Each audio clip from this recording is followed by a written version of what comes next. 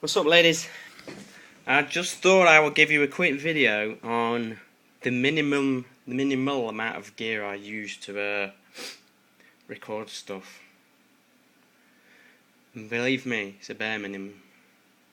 Right, where does it all start? Most of my recording, most of my songwriting is done in Fruity Loops, which is this thing here. I've used Fruity Loops for about 10 years now, and I'm kind of used to it. It's a step filter with a bunch of other stuff, which I pretty much use for any keyboard type stuff and all drums, and I can't really use anything else. I don't like using a DAW and recording MIDI direct into it. I just do everything with a piano roll and a step filter. So basically you could do anything with VSTs, anything you want to do music wise. You can even record audio into it, but it is a bit shit. Well, I think it's a bit shit. It's probably because I can't use it, but that's another problem. I've been using it currently for recording my EP, which is it's just going to be 6 tracks. This is one of the tracks here that's actually already been finished once, I think it was last year, but I'm re-recording it because I lost all the master from a hard drive failure. So this is basically rebuilding the whole thing from scratch, all the drums. I'm having to use an MP3 as a reference. It's a pain in the arse, really, but there you go. So yeah, that's Fruity Loops, into which I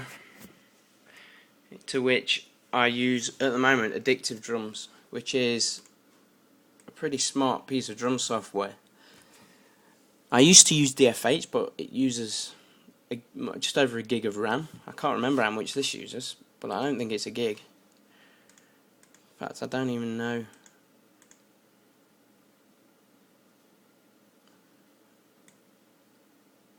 Don't even know what the executable's called, so I won't be able to check what memory was being used. But it's less than a gig of RAM, as you can obviously see. There's nothing there. So, but it actually sounds really, really good for your average drum VST. I mean, for example, track 2. I mean, an example pattern.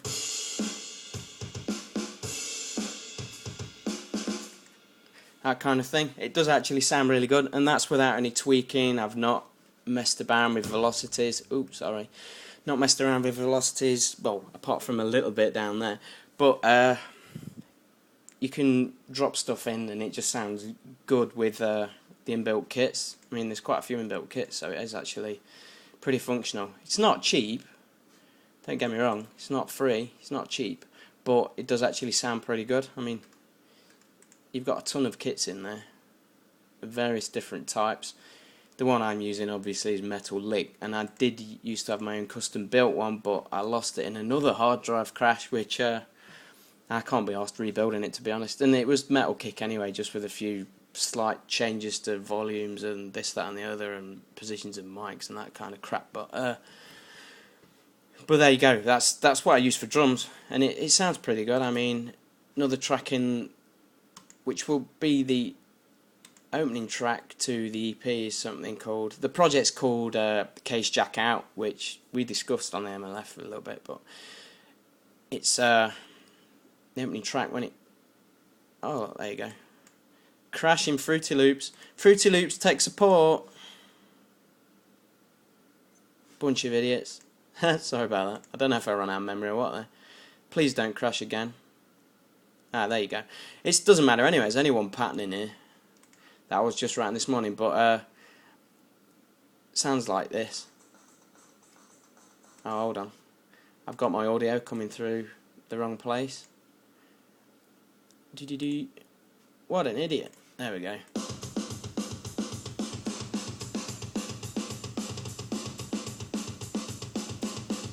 For kind of harder drums there.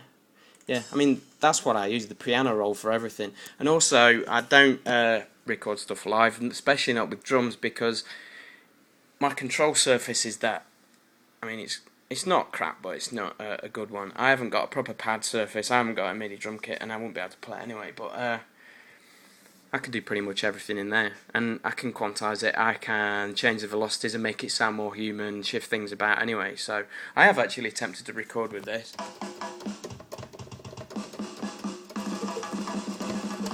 But I'm shit with it, so I can't be asked. I just use a piano roll, and I can do everything I need to do in there. I can make it sound like a real drummer pretty easy, really.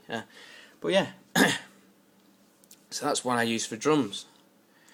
Everything else is just basic out the box Fruity Loop stuff, really. What have we got? Another track in here, which is just something I'm messing around with, but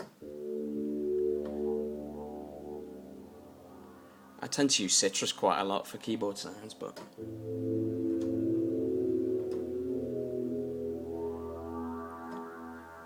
sounds pretty cool, really. For Fruity Loops is, I mean, I think it's about 200 quid for the produced version, but you can get a very light version for about 49 quid, which still has all the VSTs and the stuff, and you get stuff like Citrus out of the box. You don't have to buy an extra VST. It's pretty nice. I mean, these stuff like this.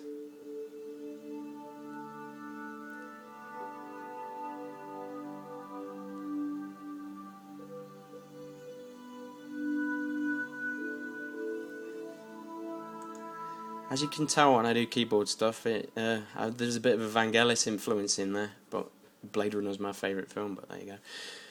But yeah, but that is what I used to do, sort of the electronic side of music. Everything else gets done in Cubase, guitars, bass, all that kind of shit gets done in there, and also all my tone comes from the inimitable popped form. I don't actually use I don't use one of these. I do actually own one, but I haven't used it in 3 years, so make of that what you will. But